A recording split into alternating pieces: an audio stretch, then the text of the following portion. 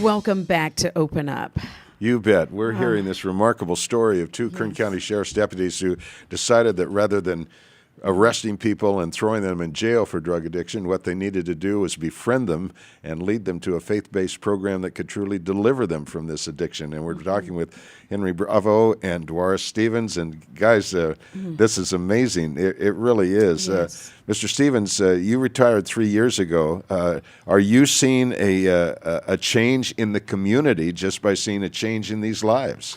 I've definitely seen a change in the community, and you can start at my level, where there's people that I literally used to put in the back of my patrol car. They're now riding in the front of my Chevy Suburban, have tattoos removed. And it is spreading out to their associates and friends that this is a place that can be trusted, that has positive results. And people, whether they use it or not, everyone is becoming aware of it up in our community. And they feel good that something is happening there that's positive, instead of, lack of a better term, shipping our problems out of town or out of county. No one that I've spoke to is upset that we're dealing with our issues in our area. Are you getting much support from the community? Tons of it. Okay. Many people ask me and approach me, what can they do to help support the effort? Because many people are affected by the drug use up there, whether it's themselves, a relative, the parents in custody, grandchildren being raised by the grandchildren, victims of crime. And what's really important to me is the safety in the canyon. That's always been something I've stepped up with. Yes. He was killed in the canyon. It's dangerous enough as it is. So the community is very wired they're regarding what's going on in that area.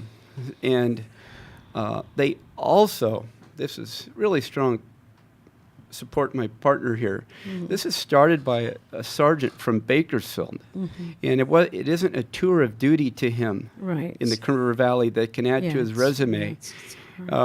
He told me before he checked in there, before this even started, he says, Darius, we got to do something about this. I said, well, what did we come up with? I'm on board. And he came up with this, and I'm on board. You know, that's where it always starts. You see a problem, and you just say, we got to do something. You may not know what it is, but it starts. Sergeant Bravo, what's amazing is no one's forced to go to this program. No, there's no court order that forces them to show up. They don't have to show up if they don't want to. That's really something. It is, and most of the people that do show up do want to stop this addiction, and we're just there to help along ways. Here's what we've seen is a lot of these people have never been shown how to properly act, because you got parents, grandparents, great-grandparents who are all users. So now they're desensitized growing up, and they don't know how to, but they have morals and values, and that's when they come in and say, you know what, I know this is wrong, help me. So we help them. We help them how to be productive members of society, how to shake hands, how to dress when you go to interviews, and things of that nature. Do you see or sense any reduction in the manufacturing of the drugs themselves? Any cutback in this supply that's always pouring into the pipeline? No, and that's the biggest frustration for law enforcement. It's sad to say, but when America stops the appetite for drugs, that's when the drug problem is going to stop. That's all to it. And this is my personal belief that when we took the Lord out of our society, that's when things changed. And that's just my personal belief. Wow. There's a movie called God's Favorite, and it's about Manuel Noriega, the famous drug pusher down in Central America. And two Harvard students came to him seeking to make him their supplier. And he said to them, do you know why people up there use drugs? And they said, well, no. And he said, well, don't you do your market research?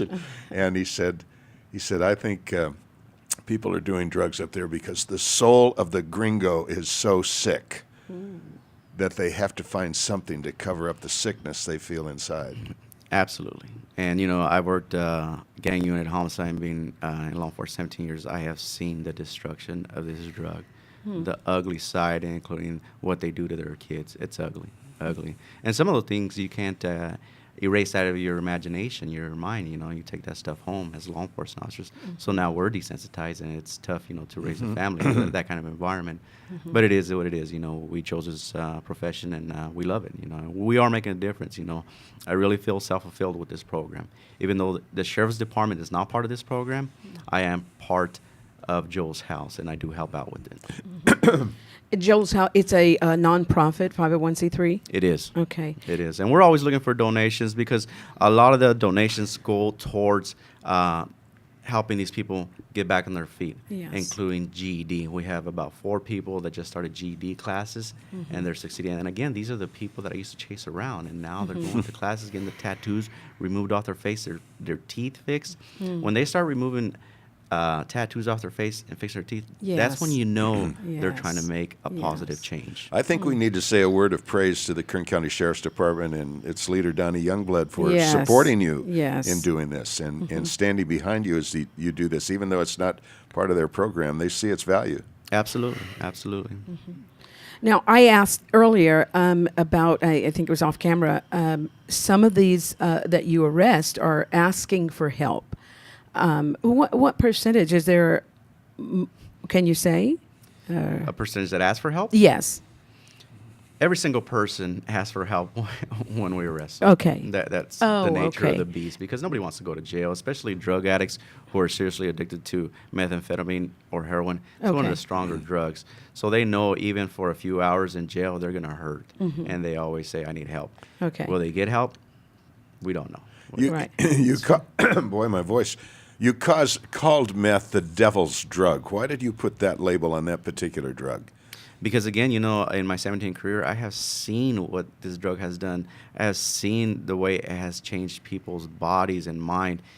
It is a devil's drug. You know, the way people react to this drug, it makes them demonized. That's all to it, you know. And people that haven't seen it, like me and Darius, we've seen the ugly side of methamphetamine. Boy, you know, Scripture says the devil comes to kill, to steal, and destroy. Steal your health, destroy your body, Yes. destroy your soul, destroy your relationships with people.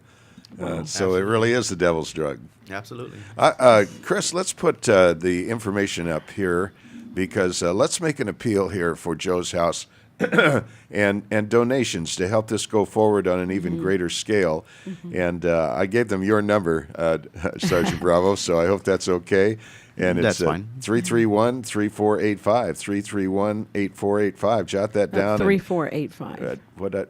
3-4. I'm sorry. Did I Yeah. do the dyslexic Yeah. thing? I do that all the time. I do that all Yeah. the time. And you know, if So- you've got, it wouldn't take a lot of money to just help these people and help this program and stand Right. behind it and just a show of support that Yes. we're behind this. Even small monthly donations add up, and or a large donation. But I'm so happy that I don't know how you found them, but this is great. How long has the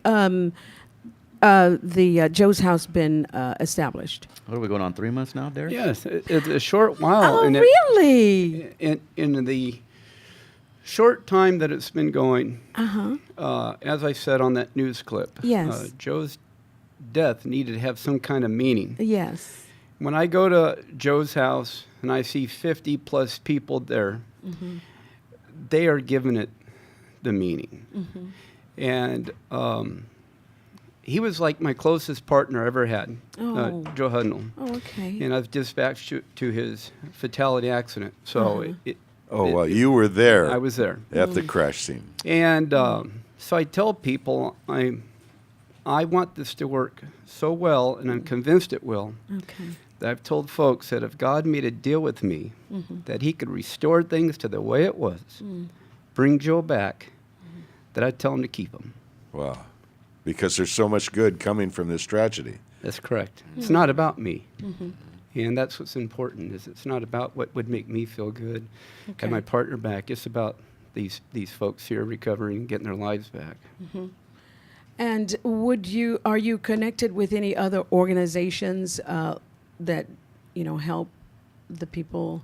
We are Like- connected to Faith Community Church, and they help out tremendously. Okay. Now, the pastor there, did I understand, was once an addict himself? Yes, he was. Absolutely. Yeah. You know, the statistics I've seen is that those who are most successful in ridding themselves of drugs and coming back to a sound life are those who turn around and help those who are involved in the same kind of problems that they were once trapped in. Right. One of our advisors, Christy Luton, she also went through the addiction situation, and she went through Teen Challenge. Oh, Christy Luna. Luton. Oh, Luton. Luton, Okay. yes. Now Okay. she's one of the advisors, and she helps out tremendously. And the advice she gives these people, because the people that are in this program, they want people that went through it, and they Yes. believe. know. Yes. So most of us have been through it. We've got unfortunately. about 30 seconds. What's the greatest thing we can do for you now? What do you want to see happen next? change for our Change. community for the better.